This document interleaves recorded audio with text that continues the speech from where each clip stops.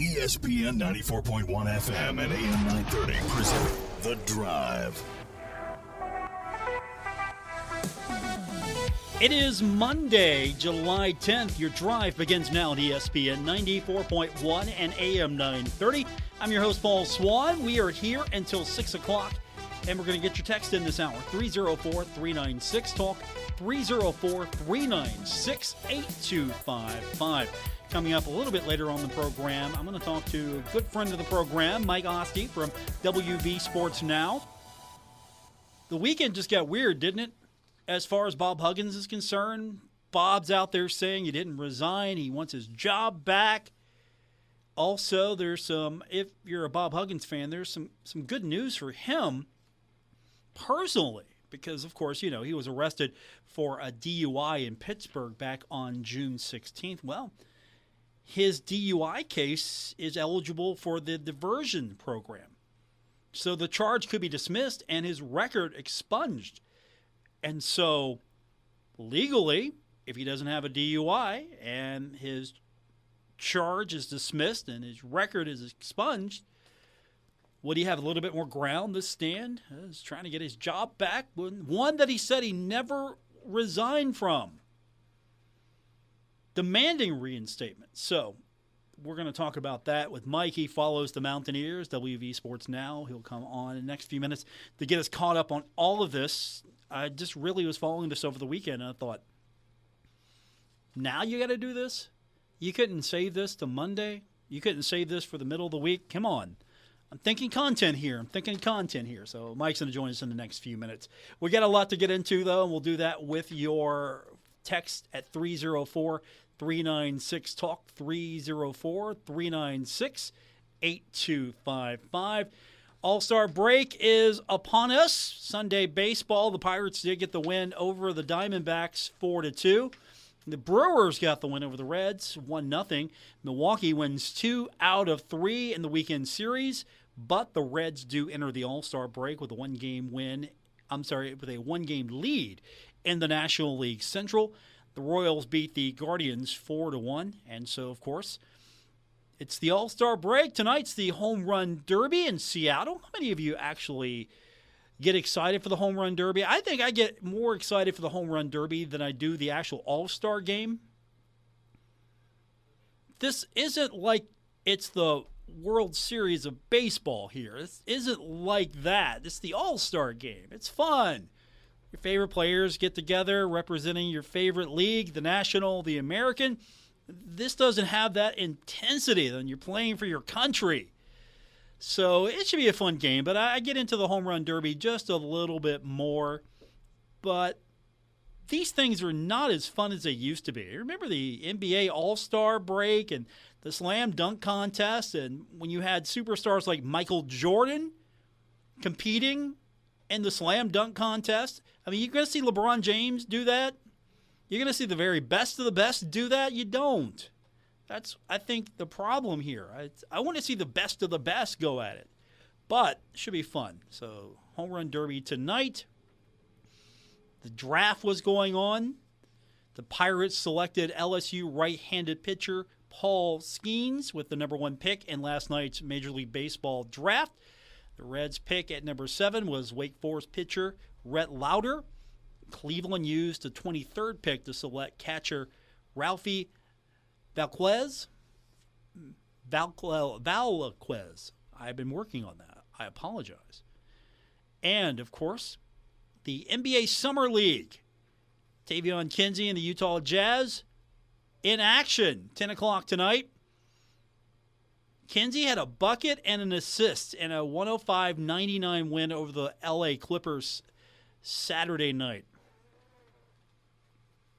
Do you think Utah's using him right? That's sort of been the feedback I've been seeing. Maybe Tavion's not getting used correctly, or they haven't figured out what to do with him yet. I hope that's not the case. I hope Tavion, I'd love to see him just go off. Absolutely just love to see him go off. And, of course, we just got the word Thundering Herd has a name called now in the draft. The Dodgers have selected Patrick Copen in the 7th round of the MLB draft. So congratulations, Marshall University junior pitcher Patrick Copen, selected by the Los Angeles Dodgers with pick number 220 in the 7th round, the Major League Baseball draft. So good news there as far as baseball is concerned. And as we were getting ready to come to air, Marshall sent out the release, the hiring of Keith Roberts as Marshall's new director of track and field and cross country. So there you go. Some big things happening as we speak and as we are going to air. So we'll get into all of that with you. We will get your text in again, 304-396-TALK, 304-396-8255. That is our number to text into the program. We'll talk a little bit more about what's been happening over the weekend, the last few days, the saga with West Virginia basketball, with Bob Huggins. Is this going to go away anytime soon? Does he have a fighting chance? And the way that the basketball program, I don't want to say decimated, but the transfer portal has taken away all the fun times that Mountaineer fans thought they might have with Bob Huggins and the players that were together. It's not been a good situation for WVU and the basketball program. My guest from WV Sports Now, Mike Asti. He joins me when we continue on this edition of The Drive, ESPN 94.1 and AM 930. This is The Drive with Paul Swann on ESPN 94.1 FM and AM 930. Welcome back to the Monday, July 10th edition, The Drive on ESPN 94.1 and AM 930. I want to welcome to the program now, first of all, one of my favorite follows on Twitter, and now he's going to take over Threads as soon as that becomes a thing. He covers West Virginia and more at WV Sports Now. He is Mike Asti. How you doing, buddy? It's been a while. It has been a while. Yeah, I'm doing well. I'm trying to have some fun this summer, despite everything that I'm having to do work-wise. Stop that. You don't get to have any fun because you got to stay on top of this entire thing happening with the Mountaineers. But first of all, apparently I had somebody ask me one day, "Hey, what's going on with this?" And I said, "Well, I'm actually at the zoo with my family," and their response was, "Well, how could you do that at a time like this?" I'm like, "Well, I have a life and a family too. I'm sorry." Like, I'm sorry. I apologize. I have a life. Stop this. Right. I have a life. Yeah. Of course, you're one of the best follows on Twitter because you don't just cover the Mountaineers. Anything that comes to mind, you cover, and you do it so well. I'm slightly envious. Slightly. You do it so well. It's true. And you're taking over Threads now, the new social media network. I have joined the Threads as well, yes. I feel like the engagement isn't the same as Twitter, but it's a different space. It's too nice. I'm there. That's the problem right now. It's too nice. Everyone's happy. It's too nice. That's not what I signed up I know, for, right? It's different. Right. So, of course, over the weekend, my Twitter feed is blowing up because I'm trying to, like you, have a life and trying to get some stuff done. And next thing you know, I see that there's the movement on the Bob Huggins story. And we'll start from the beginning. Supposedly, I thought he resigned. Now he says he didn't? Yeah, so where we are now is that Bob Huggins is claiming, or his legal team is claiming, that he didn't resign officially. So obviously about 8 weeks ago now, a couple months ago, we had the anti-gay slur, and he was able to kind of stave off execution then, and they were going to keep him on, and they changed the contract. There were punishments involved, but the program didn't want to have to oust him this way. Obviously, the fans wanted to keep him. He had one of the better transfer classes in the country that has now been disbanded. So at that point, whether it was about the upcoming season or even just the legacy, like, as you know, like when you have a Hall of Fame coach at a program, you want to be able to celebrate this guy for 20 years, regardless of what happens this coming season or last year. So they didn't want to end it that way.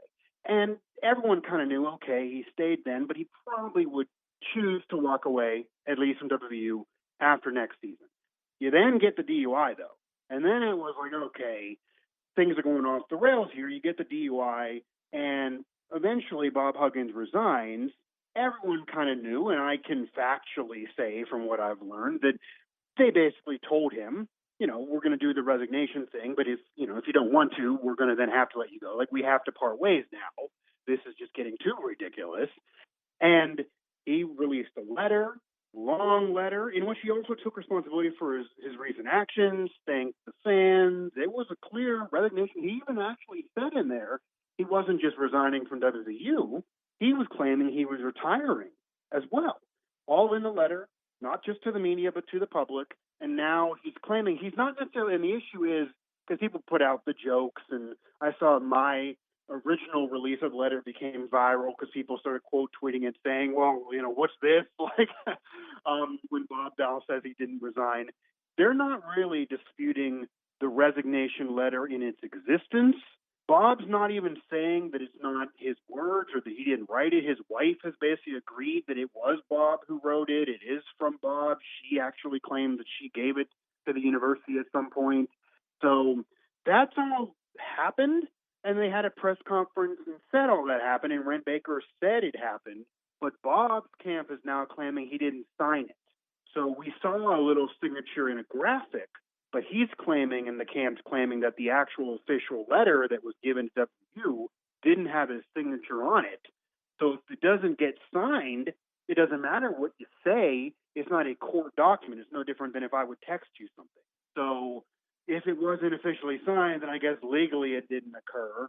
And it's hard for me to imagine a scenario that Ren Baker, who's a very smart man, I've talked to him, I've had him on shows, everybody at WVU, they're certainly smart enough, no matter what people may think, that you would imagine you're not going to hold a press conference in which you announce an interim head coach. You don't succeed in the national search, which, of course, that made sense because it was really bad timing in June. You get the interim.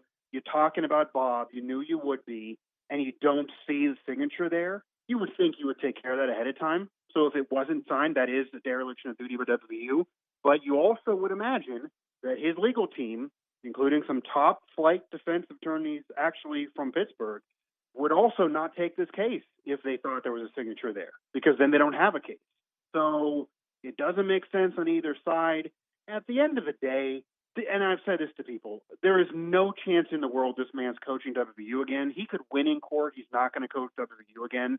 If they had to have the resignation be null and void, they then would fire him for cause, because they do have cause. So he's not going to coach there again. The unfortunate issue now is, though, did you ever think this would occur? The sentence that exists, Bob Huggins is at war with WVU. I don't think I ever thought I would utter those words. That's the case right now. And him coming back and having a court named after him and having a statue next to Jerry West, these are all things that have been in talks that I'm very confident to say were going to happen in the next 5 years, if not even sooner. I believe he was going to be honored this coming season, based on what Ren Baker had said. All of that seems very unlikely now. And he's really like a pariah at the university right now, and it didn't have to be this way. What is the win for Bob? Just a few $1 million in a settlement? It just looks really, really bad right now. Let me throw this at you. You know that the latest on the DUI case is that it's eligible for the diversion program, which means the charges could be dismissed, the record expunged, and we can act like it didn't happen, even though we know it happened. Legally, we act like it didn't happen. No, that didn't happen. Yeah. Does that give him a little bit more ground for his ultimate end game? No, sure. I mean, I could envision a scenario where he does win. It depends on what Bob wants, and only Bob knows this. Because as you also have seen, as any of your listeners are aware of, his daughter has been very vocal on social media that obviously the family feels like they're victims of this, that they weren't treated well, that everything they did for the university, not only just with all the wins in the Final Four, but also cancer research and bringing Charles Barkley there. Like, let's face it, Charles Barkley's not coming for a fish fry if Bob Huggins isn't there. All that stuff, this family feels that WVU basically on a couple infractions because of society just washed away, and they're mad. And, I can get being mad for your family member, but that's them. So if they want to screw over WVU and get some money and that's their end game, that's fine. That might be something that they could do. Yes, if it gets expunged, and certainly if there's really no signature there, maybe he does win in court. Or at the very least, maybe he gets a settlement. When you think about it, every coach that's, left a major program, even if they choose to leave, there's a buyout involved. Even if a coach gets fired, there's a buyout involved. And sometimes a place you're going to will say, well, I'll just take care of it so we don't got to argue with them. Or you just work out some agreement on what gets paid or whatever. Or maybe you get it all because that's the case. People believe why Neil Brown is still at WVU is because the buyout was so high last. So maybe that'll somehow get worked out and he'll still get that. Like, there are people that believe this is just really about what a buyout would be, because when you're resigning, he's giving it all up. Like, that's why Neil Brown's never going to quit. He would give up the buyout. So maybe there's legal ground to stand on there. But if Bob cares about his legacy at all, if he cares about the fans, the people of West Virginia, which he says he cares about, and if he cares about the court being named after himself and all of that, then this is not making any of that happen. So it depends on what Bob Huggins wants. And I also don't know if he's being influenced by others too, because I'm not shocked that we got here, because I know how mad some were, but seemed a little bit also like out of nowhere too. And the university could also say, even though the DUI is expunged, he still embarrassed the school. Like, there's still room for cause. They could have fired him for cause. They chose to be nicer. I mean, the anti-gay slur by itself could have fired him for, and separate from that, he took a school car. Like, certainly there's grounds to just fire him for cause, regardless, even if the DUI is expunged. So we're in a court battle now, and who knows how long this is going to go, or if there is some settlement that ends up happening. My guest covers West Virginia sports at WV Sports Now, Mike Asti, also one of the best follows on Twitter. The whole saga in itself is so absurd. And now there's splash damage all over the WVU basketball program, which I have said, I know I'm deep in the heart of herd country, and I have said that's a fantastic program. It has such a history. It has such a tradition. It could be competitive, and it could attract really good players, really good coach. It's a good program. I respect that program. It was good before Bob Huggins. It could be good again after him. And it feels like right now, all of that's a mess. I don't even know where you begin. Yeah, I mean, obviously that is a mess right now, and that's the collateral damage that I don't know whether Bob has thought all of that out, because this is certainly affecting more. And if he's looking for revenge for himself personally and his family, unfortunately, as you're alluding to, he's taken down others to get it. And yes, it could be the future of the basketball program. Now, in all reality, the basketball program is an historic program. Red Baker called it a top 20, top 25 job in the country. That's why he said he didn't want it. That's why he wanted to do a national search, even though it was bad timing. That's why he wants to open up again. He said that right next to Josh Eiler. He said that, he's our interim now. It's a 10-month contract. This is a top 20 job. We're going to open it up again. He's welcome to apply again, basically, and be a candidate. But this is not a permanent thing. We believe this is a really, really legit job. So if that is the case, and I do believe there's a lot of benefits of coaching WVU, then it probably still can be fine, but Bob's certainly not helping things. And for this coming year, half the transfers they brought in, I mean, he had one of the top transfer classes in the country. People nationally were talking about a deep tournament run. They've been a while for that for WVU, despite getting in the tournament last year. Obviously, that's not the case. They were able to retain a couple players. Most of them did leave, even though they said they would stay for an interim. And there's a question mark around Jose Perez, who's actually never played a game. They have his fifth school that he's transferring to. They did get a commit the other day, so there are still going to be players that are going to want to come there. But it certainly rocked the boat and probably has ruined this upcoming season. Who knows about Eiler's future? But overall, program-wise, even though this is a horrible stain, I do think, and I'm an honest guy, I do think there is a glass half full opinion that could exist for the future of the program, in a sense of there's history there. There's history from Jerry West all the way to Bob Huggins to now. There are a lot of eyeballs on the program. It's in a major conference. You're on national TV a lot. There's a lot of money that I'm sure you're aware of that's still there in the NIL bank for both football, basketball, and every other sport. So the university is struggling academically, but there's a lot of NIL money. So name, image, and likeness, that money is there. The boosters are there. They have an owner of the Arizona Diamondbacks. They got Jerry West. You're on Zoom calls with Joe Mazzola and Mike Gansey. Like, not every program can put that together. So there's a lot that benefits coaching that program. You could argue the basketball program is even more of an historic and major job than even the football program. I mean, the basketball program is a legit job, but it's not. It's a little less attractive now. Like Fran Fraschilla did say that if I was going to be interviewed for this job next spring, I would ask, "Are you done arguing with Bob Huggins? Like this has to end at some point. It does hurt the program, so it doesn't help." But there are benefits to the program. I do think it'll be an attractive job. We will see, because we will see in spring. Ren Baker's going to open this up again. At that point, even in a long battle, you imagine they're done with arguing with Bob in litigation, and then we'll get the full value of at least the basketball program, possibly after a football search too. We will really see what WVU athletics brings to the table. It's hard to judge him off of a horrible timing in June and a scandal, but Bob is not helping anything at all. And I never believed the rumors that he was trying to work against the transfers and telling them to leave. But think of it this way, and I'm not saying that happened factually. These transfer players publicly and told us and media and made it very clear on Twitter that they would come back with an interim. There were rumors Bob was trying to work against them to tell them to go. They hire the interim, and then they go. And then Bob is suing the school. That looks shady. I mean, I'm connecting some dots here. So it's not good. It's not good. I don't think the program's going to die over this, but it's certainly not good at all. And I just do not get why Bob is trying to hurt the program, even if he does feel wronged and is mad at Ren Baker, Gordon Gee, etc. They are not WVU forever. Like that's you're hurting the future of the whole institution and the state for people that you're mad at. I don't get it. I don't think it's a win for Bob, really, with his legacy involved. Maybe it's just money-wise.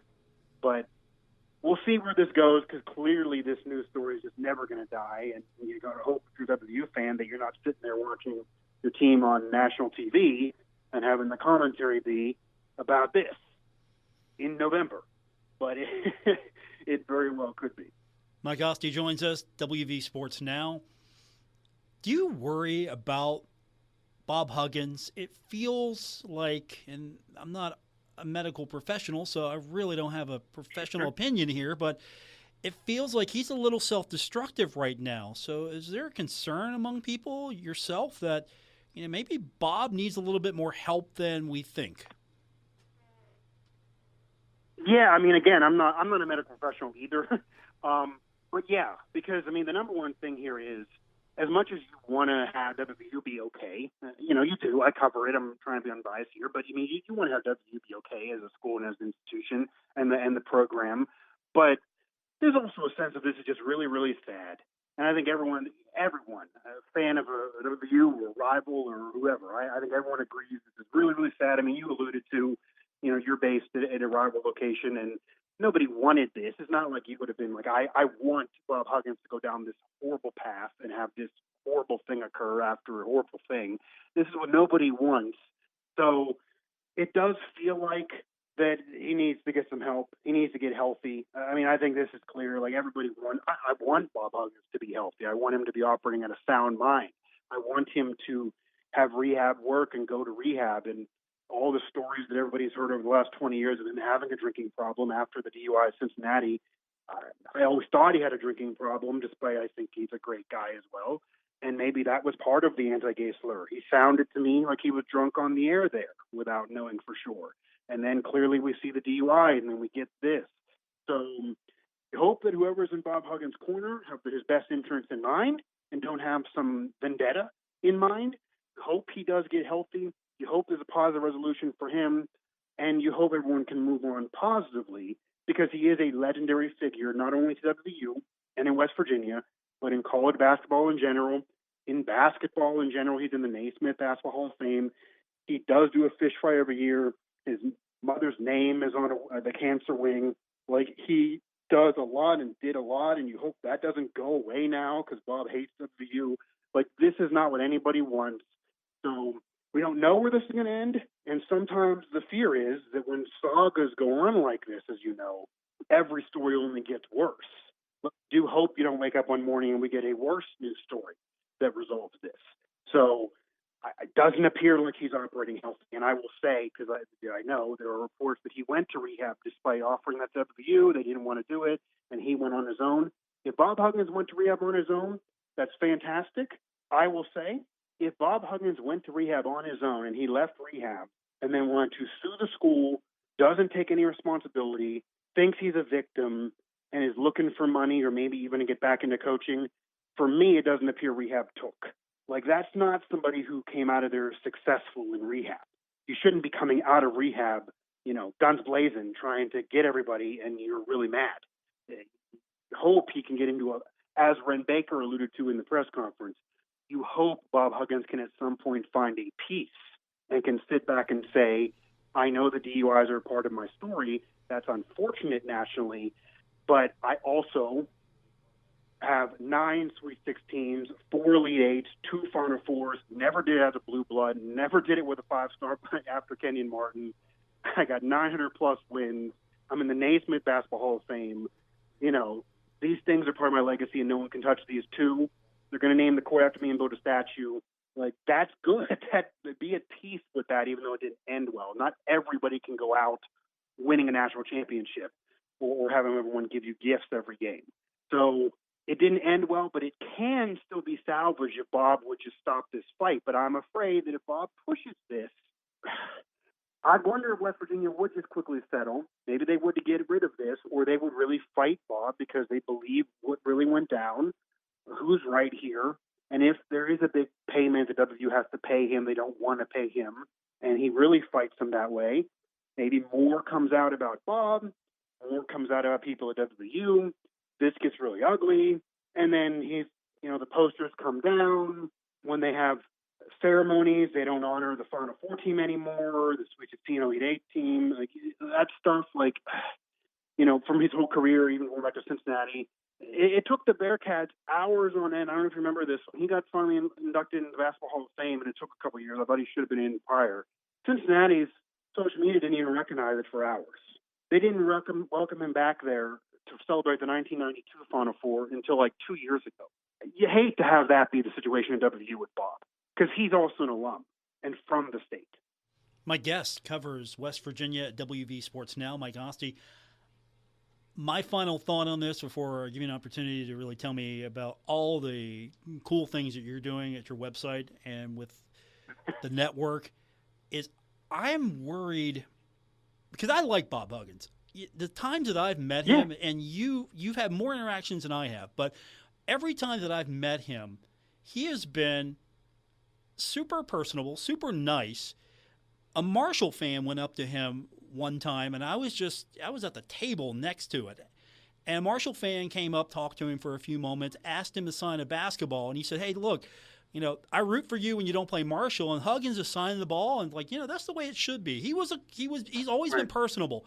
And I'm worried that this guy who, even though you might, if you think he's a rival, you don't like him in certain ways, but you respect what he's been able to do and all his good works. I'm worried that the wrong people are now in his head. And on top of maybe the issues that are going on, and hopefully he gets help if he needs it, but I'm worried the wrong people are in his head, and that's wiping out all the great things that you just mentioned. The legacy. The man deserves a statue. The man named the court after him. He's done so much for basketball, and that's all getting thrown away, and I'm worried that somebody's in his head for the wrong reason. Yeah, and I think it's evident who that person may be or who those people may be, and it is unfortunate if they're influencing him, and to be fair, maybe this isn't an influence situation. Maybe Bob is the one who's saying, I'm mad, this is my opinion that I'm really upset, and I want to do this. But whatever the case may be, it is sad, it is unfortunate, because I actually put this in my coverage, and I truly believe this, and even somebody who covers a rival, I'm sure you can corroborate this. Picture the scenario. If Bob Huggins, even after the anti-gay slur, when a lot of his friends did publicly kind of say, I don't support that and kind of move a little bit away from Bob, he gets into Pittsburgh after driving 70 miles in the middle of a Taylor Swift concert weekend. It was a really bad day to be doing this. It could have been much worse. And obviously he's intoxicated.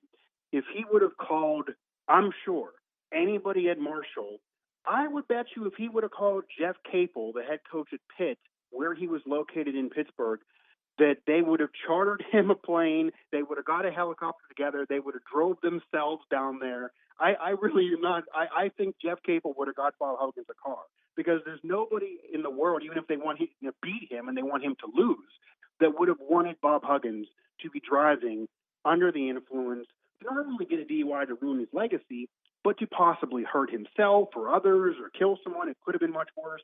I really do feel like Jeff Capel would have got, I'll pick you up. Like, Bob Huggins was very liked in the basketball community. Anytime you get on any national Zoom call before an NCAA tournament or anything like that, they would spend the whole time talking to you about Bob Huggins, like Clark Kellogg and Charles Barkley and those people, because everyone just likes him. Jay Billis, they like him so much. And even at the Backyard Brawl last year, my colleagues in Pittsburgh who cover more Pitt directly, they were sitting and they were peppering Bob Huggins with questions, and it was like a 45-minute press conference because the Pitt media members couldn't stop wanting to talk to Bob. Like, you just like talking basketball with the guy. You almost got to get pulled away. So I don't think anyone would have wanted this or wouldn't have tried to do everything in their power to help this situation and help Bob Huggins, but it almost feels like he's torpedoing his legacy, and there's just no one can stop him. It's like you're watching, somebody that you love out of control, and you can only do so much. You can't help and can't fix the scenario, and that's just the incredible frustration for West Virginia fans who are probably scared to get on social media. Imagine if you see Bob Huggins trending. It's not good. It hasn't been good in a while. Mike Asti covers WVU and more at WV Sports Now. You've got not just WVU, you cover Pittsburgh. You got everything over at your network. Yeah, the whole Sports Now family of networks, of course. We do have coverage of kind of everything throughout the region and really even beyond. So we're covering the Steelers, Penguins, Pirates. There is a Pitt, Penn State, obviously West Virginia. I'm on kind of leading the West Virginia coverage of that, and tons of coverage, obviously, on football, basketball, all the sports around, everything that encompasses the region for whatever individual site, broadcast, written. So, yeah, it's a kind of a digital media boom, digital platform, kind of the way of the world right now of new media, kind of, what The Athletic does, what other companies like that are doing, same thing with the Sports Now company. So everywhere you go on social media, you may find another, Sports Now website. And I'm kind of a manager of the whole kind of conglomerate as well at WVU. So it's all attached to all kind of the one family. But yeah, there's a lot going on. We obviously have a lot of coverage of this at WV Sports Now, but we are also covering the football program and kind of gearing up for that. But this is a weirdness that, imagine a major program, even though they're down, you can't get the football program to be the headline because of off-the-court drama, and that's kind of what it's been the last month or so. So we'll see how the future goes. But, WV Sports Now certainly is the company, WVSportsNow.com for the site. Find me at MikeOstie11, whether it be Twitter, Threads, it's all the same handle.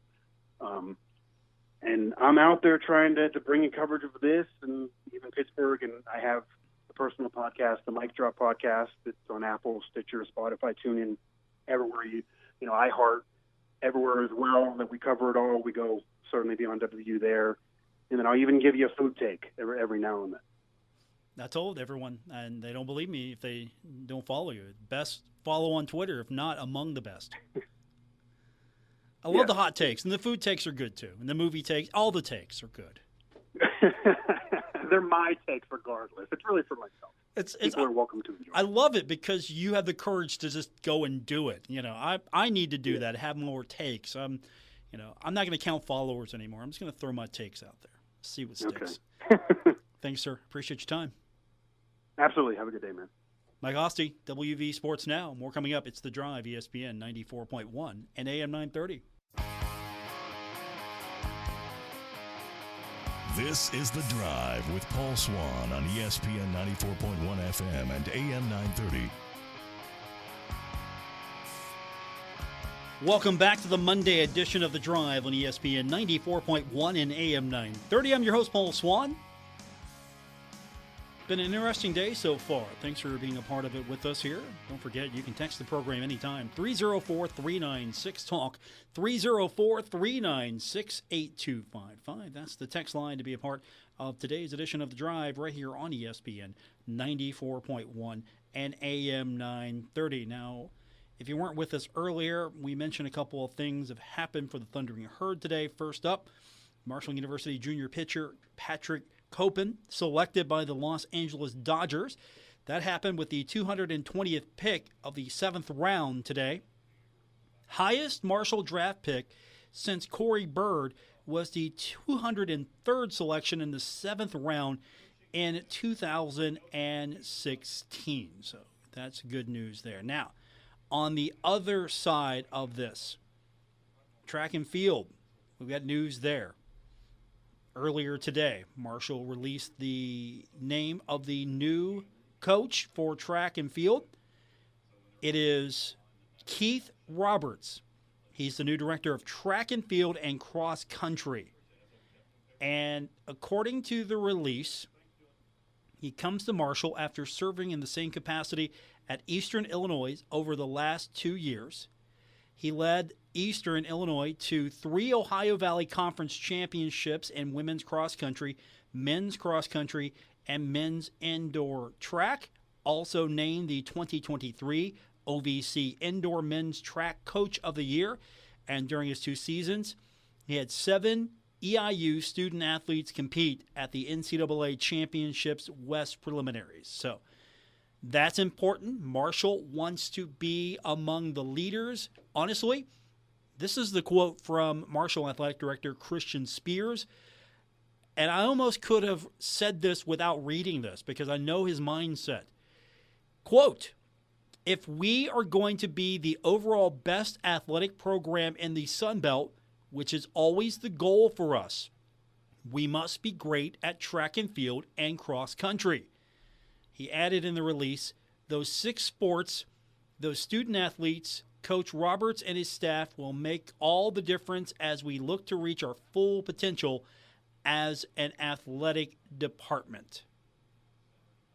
And of course, where's the connection? Well, prior to taking over, he was the recruiting coordinator. I'm talking about Coach Roberts, and assistant coach for Pitt. So there's a little background there for you, a little connection. Again, you got to connect the dots. Athletic directors, if they don't know you, they try to get to know you. But there's always a list of potential replacements. Always, you can pull it out of your back pocket or you got it in a notebook somewhere. All right, if I need a basketball coach tomorrow, what's my short list look like? If I need a track and field coach tomorrow, what's my short list look like? Anytime there is a potential job opening at a moment's notice, athletic directors have in the back of their mind or on a piece of paper somewhere, maybe a Word doc, here are my potential initial thoughts on the next leader of this program. Your texts are welcome, 304-396-TALK, 304-396-8255. More coming up on this edition of The Drive, ESPN 94.1 and AM 930. This is The Drive with Paul Swann on ESPN 94.1 FM and AM 930. We're wrapping up today's edition of The Drive on ESPN 94.1 and AM 930. Our text line still open, 304-396-TALK, 304-396-8255. From the text line, only reason Huggins is suing WVU is to get a settlement. That's a possibility. But is a settlement more important than the legacy? As it stands right now, if everything would have just stayed put, Huggins accepting that his time was up, that there are some things in his life that he needs to get in order, and he goes about taking care of that, getting that in order, there could have been a continuation of the legacy. There could have been. Then again, I don't know what his personal reasons are, what he thinks, how, if he's mad, if he's hurt, if he's getting the wrong advice. He's a smart man. I don't know what his end game is, but it's going to be interesting to follow, to say the least. And right now, WVU basketball is the bigger story in Morgantown than WVU football. Unfortunately, and fortunately maybe in some regards, because WVU football maybe not picked to do well this season. I'm not saying that you want to take away from not talking about WVU football, but hey, we're getting into football season. We're talking basketball because Bob Huggins has kept this thing going, and there's going to be a lot of damage before it's all said and done. I don't think that this is going to kill the program, but it's really going to scar it a little bit. And it's going to take a little while to bounce back, but it's a solid program. It plays in a really good conference. There's some good basketball to be played in Big 12. I don't think we can deny that at all. Big 12 is really good when it comes to basketball. And WVU is right there in the midst of all of that, and you get it put together well, I think you're going to have a nice rebound. But you got to get through all of this noise first. And with that said, we're out of time. Thanks for tuning in. I will be back with you tomorrow right here on ESPN 94.1 and AM 930. Until then, have a great night, everyone.